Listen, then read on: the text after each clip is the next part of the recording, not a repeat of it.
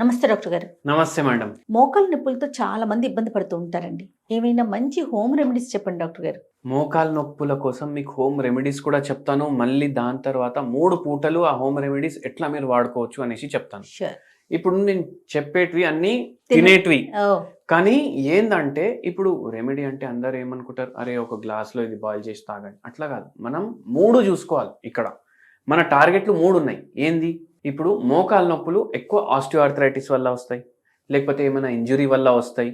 లేదంటే మనకు నరాలు పట్టేయడంతోటి, ఓవర్ లేదంటే వెయిట్. కండరాలు పట్టేయడంతోటి, దాంతోటి అంటే లోపల ఏమైతుంది అది అదే. నేను చెప్తాను. అయితే దీనివల్ల వస్తాయి మనకు మోకాలు ఆర్థరైటిస్ కానీ ఏదన్నా కానీ. మీరు చెప్పినట్టు first thing over weight problem ఉంది. అయితే ఈ లోపలయ్యే విషయాలు అవ్వచ్చు. మళ్ళీ నెక్స్ట్ ఏంటంటే గుజ్జు, ఏదైతే గుజ్జు ఉంటుంది కార్టిలేజ్, అది ఖరాబ్ అయితే కూడా ఇది అవ్వచ్చు. మళ్ళీ దాని తర్వాత డ్యామేజ్ అంటే ఈ గుజ్జు పోవడంతో మనకు ఏదైతే ఫ్రిక్షన్ వస్తుంది 2 బొక్కల మధ్యలో, దాంతో ఆస్టియోఆర్థరైటిస్ లాంటి కండిషన్ అవుతుంది. లాస్ట్కి అది సర్జరీ వరకు పోతుంది. అయితే ఫస్ట్ మనం వెయిట్ చూసుకుంటాం. వెయిట్ కోసం ఇప్పుడు బరువు తగ్గాలి. దాంతోపాటు గుజ్జు కూడా మనకు కొద్దిగా డ్యామేజ్ పూర్తిగా అవ్వలేదు అంటే ఇది జర మనకు హెల్ప్ చేయాలి ఇంకా ఫర్దర్ డ్యామేజ్ అవ్వకుండా. మళ్ళీ దాని తర్వాత ఇన్ఫ్లమేషన్ అంటే ఉబ్బుతుంది జాయింట్. అందుకే ఆర్థరైటిస్ అంటారు. ఐటిస్ అనేసి వస్తుంది కదా లాస్ట్లో. ఐటిస్ అంటే ఉబ్బుతుంది లోపల మీ బాడీ. సైనసైటిస్ అంటారు. అంటే మీ సైనస్లు ఉబ్బుతున్నాయి. ఆర్థరైటిస్ అంటే జాయింట్లు ఉబ్బుతున్నాయి. అట్లా ఇవన్నీ మన మీల్లో రావాలి. మనకు ఒకటి పసుపు, మళ్ళీ దాని తర్వాత మనకు జింజర్, అల్లం. అది సొంటి పౌడర్ కూడా ఉండొచ్చు, రెగ్యులర్ అల్లం కూడా ఉండొచ్చు. మళ్ళీ మామిడి అల్లం అనేసి కూడా ఒక అల్లం వస్తుంది. అది చాయ్లలో దీంట్లో వేస్తే దాంట్లో మామిడి పండు స్మెల్ వస్తుంది మొత్తం. అది చాయ్లలో వేసుకొని తాగితే కూడా అది హెల్దీ ఉంటుంది. మళ్ళీ దాని తర్వాత మనకు ఇలైచీలు, లవంగాలు. మళ్ళీ దాని తర్వాత లాస్ట్కి షాయి జీరా అనేసి జీరా ఉంటుంది. అంటే నార్మల్ జీలకర్ర కాకుండా షాయి జీలకర్ర అనేసి ఉంటుంది. ఇది మీరు డయట్స్లో ఇంక్లూడ్ చేయాలి. ఎందుకు? ఇవి యాంటీ ఇన్ఫ్లమేటరీ ఉంటాయి దీంట్లో. అంటే ఉబ్బింది కదా, అది కొద్దిగా తగ్గుతుంది. ఇప్పుడు అది ఎట్లా చేయాలి? మీరు కొద్దిగా ఒక 25 గ్రామ్స్ లవంగాలు తీసుకోండి, 25 గ్రామ్స్ మీరు ఇలైచీ తీసుకోండి, 25 గ్రామ్స్ మీరు దాల్చిని చెక్క తీసుకోండి, 25 గ్రామ్స్ మీరు సొంటి తీసుకోండి. ఇవన్నీ మీరు గ్రైండ్ చేయండి. ఇది ఒక మసాలా లాగా తయారైపోయింది. ఇప్పుడు అందరు ఏమంటారు, అరే ఇది మసాలా, ఇది ఏమైనా హోమ్ రెమెడీనా అంటారు. కానీ మనకేంది, యాంటీ ఇన్ఫ్లమేటరీ తయారు చేస్తున్నాం మనం. అంటే ఒక పెయిన్ కిల్లర్ లాంటి వస్తువు తయారు చేస్తున్నాం. పెయిన్ కిల్లర్ ఏం చేస్తుంది? నొప్పిని తగ్గిస్తుంది. కానీ దాని సైడ్ ఎఫెక్ట్ కూడా ఉంటుంది బాడీ మీద. మనకు బాడీ రిలాక్స్ కూడా కావాలి, నొప్పి కూడా తగ్గాలి, రెండు జరగాలి. అయితే చాలా మందికి చాయ్ తాగే అలవాటు ఉంటుంది. దాంట్లో ఏంది 50-50 రేషియో, పాలు 50% వాటర్. అది ఒక హాఫ్ అన్ అవర్ బాయిల్ చేయాలి. ఎప్పుడు వరకు? రైస్ రెడీ అయినప్పుడు వరకు. అవునా కదా? అది చేస్తారు కదా చాలా. అట్లా చెయ్యొద్దు. మీరు చాయ్ పత్తి ఉంటుంది కదా, వాటర్లో వేయాలి. బాయిల్ అయిన తర్వాత మీరు చాయ్ పత్తి వాటర్లో వేయాలి. ఇంకా పాలు వేయొద్దు మీరు. అది వేయంగానే రంగు రావడం స్టార్ట్ అవుతుంది. అప్పుడు కొంచెం ఇది మనం తయారు చేసి పెట్టినాం కదా, అది దాంట్లో వేయాలి.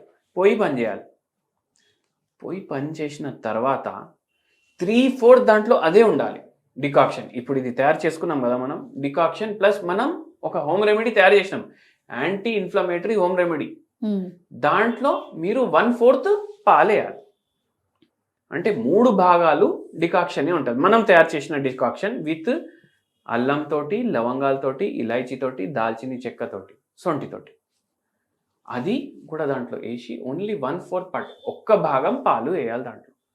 చక్కెర మీకు అవసరం ఉంటేనే వేయండి. మీకు అట్లా కూడా టేస్ట్ నస్తుంది. ఎందుకు? మనం దీంట్లో దాల్చిని చెక్క పౌడర్ వేసినాం.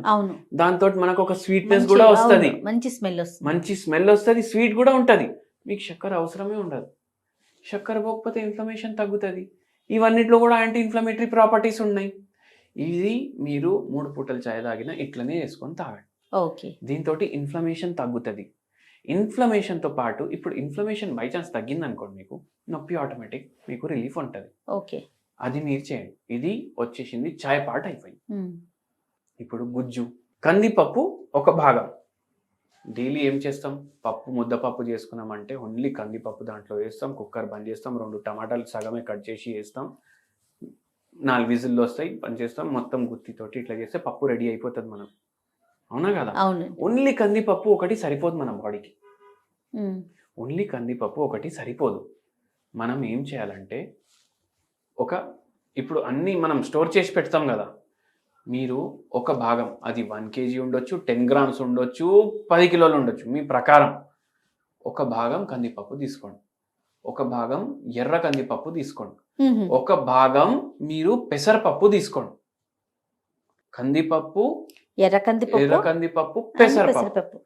ఇది మీరు ఎప్పుడైనా పప్పు వండేటప్పుడు కొద్దిసేపు నానబెడతారు కదా, ఇది మీరు మధ్యాహ్నం వండుతున్నారంటే మార్నింగ్ నానబెట్టేసేయండి. ఓకే. ఎంత పప్పు నార్మల్గా ఎట్లా చేసుకుంటారు పప్పు, దాని తర్వాత ప్రొసీజర్ అంతే. ఇప్పుడు పెసరపప్పు పోయింది, కందిపప్పు పోయింది, మళ్ళీ దాని తర్వాత ఎర్ర కందిపప్పు పోయింది. ఇది వారంలో 4 సార్లు అయినా తినండి. ఓ, 3 కలిపేసి మీరు వండుకోండి. వేరే వేరే ప్రోటీన్లు పోతాయి, మీ గుజ్జుకి హెల్ప్ చేస్తాయి, మీ కండరాలకు హెల్ప్ చేస్తాయి. ఇప్పుడు బొక్కలు ఎఫెక్ట్ అయిందంటే కండరాలు కూడా ఎఫెక్ట్ అవుతాయి, అవును. గుజ్జు కూడా ఎఫెక్ట్ అవుతుంది. ఇది దానికోసం మంచిగా ఉంటుంది. ఇన్ఫ్లమేషన్ తగ్గడానికి, నొప్పి తగ్గడానికి, స్వెల్లింగ్ తగ్గడానికి మనం చాయ్ చేసుకుంటాం. చేసాం. దాంతో పాటు ఇప్పుడు గుజ్జు పెరగడానికి. అంటే పెరగడం అంటే ఓన్లీ పప్పులు తింటేనే పెరగదు, బట్ గుజ్జుకి హెల్ప్ ఉంటుంది, ఆ, కండరాలు కూడా హెల్ప్ ఉంటుంది. అయితే దానికోసం ఈ స్పెషల్ పప్పు తయారు చేసుకున్నాం. అవునా కదా? అవును. ఇవి కాకుండా మళ్ళీ ఇంకా 2 పప్పులు ఉంటాయి. ఆ 2 పప్పులు కొందరు దాన్ని పప్పులాగా కన్సిడర్ చేస్తారు, కొందరు చెయ్యరు. శనగ ఉంటుంది, ఒకటి నల్ల శనగ ఉంటుంది, ఒకటి కాబులి శనగ ఉంటుంది. ఏదైతే అది చోలే చేస్తారు కదా, చోలేది శనగ తీసుకోండి. మీరు నైట్ నానబెట్టండి. నైట్ నానబెట్టి మీరు నెక్స్ట్ డే మార్నింగ్ అది వండుకుంటారు. ఉమ్, అవునా కదా? ఇది మీరు దోశలు వేస్తే దీంట్లో కొంచెం మీరు పోపు పెట్టేసి కరివేపాకు అవి ఇవి వేసుకొని కొంచెం కర్రీలాగా అయిపోతుంది అది. అవును. మీరు ఇడ్లీలతోటి దోశలతోటి తిని చూడండి ఒకసారి, చాలా టేస్టీ ఉంటుంది. మళ్ళీ ఇప్పుడు ఇడ్లీ దోశలు కూడా మీరు రాగులతోటి, సజ్జలతోటి, జొన్నలతోటి, లేదంటే కొర్రలతోటి, సామలతోటి, వీటితోటి చేసుకోండి. వీటితోటి ఒకసారి మీరు తిని చూడండి, దాని తర్వాత మీరు వచ్చి కమెంట్ చేయండి. ఇప్పుడు ప్లేన్ దోశ ఉంటుంది, చిన్న పిల్లలు ప్లేన్ దోశ తింటారు. ఇప్పుడు ఎవరో ఆలు కర్రీ ఫస్ట్ టైం దాంట్లో వేసిందని ఇప్పుడు మనం తింటున్నాం కదా, అవును. అవునా కదా? ఆ, అయితే ఇట్లా ఈ చోలే కర్రీ వేసుకొని చూడండి మీరు ఎట్లుంటది. షూర్. ఇది మీరు చోలే ఇట్లా తయారు చేసుకున్నారు కదా, అట్లనే రాజ్మాలు వస్తాయి, ఉమ్, కిడ్నీ బీన్స్ అంటారు అవును. దాన్ని. అవును. అది మార్నింగ్ నానబెట్టండి. మార్నింగ్ నానబెట్టి సాయంత్రం వరకు అది కూడా మంచిగా అయిపోతుంది. కుక్కర్లో మీరు 2 నిమిషాల్లో అయిపోతుంది. వండితే తయారైపోతుంది. దాంట్లో కొంచెం చికెన్ మసాలా వేసేయండి. చికెన్ మసాలా వేసేస్తే ఆ స్మెల్ కూడా చికెన్ స్మెల్ వస్తుంది మనకు. అవునా కదా? ఆ, జొన్న రొట్టె చేసుకోండి, దాంట్లో వేయండి, రోల్ చేసుకోండి. ఇప్పుడు పిల్లలు 20 years 15 years పిల్లలు రోడ్ల మీద నిల్చొని ఫ్రాంకీ అని తింటారు. అవును. అది మీరు ఇంట్లో తయారు చేసుకున్నారు. అవునా కదా? జొన్న రొట్టె మళ్ళీ ఇది ఒక్కటి తినండి, కడుపు నిండినట్టు ఫీలింగ్ కూడా ఉంటుంది. మళ్ళీ ఇది టేస్టీ ఉందని 3-4 తినడం కాదు, ఒక్కటే తినాలి.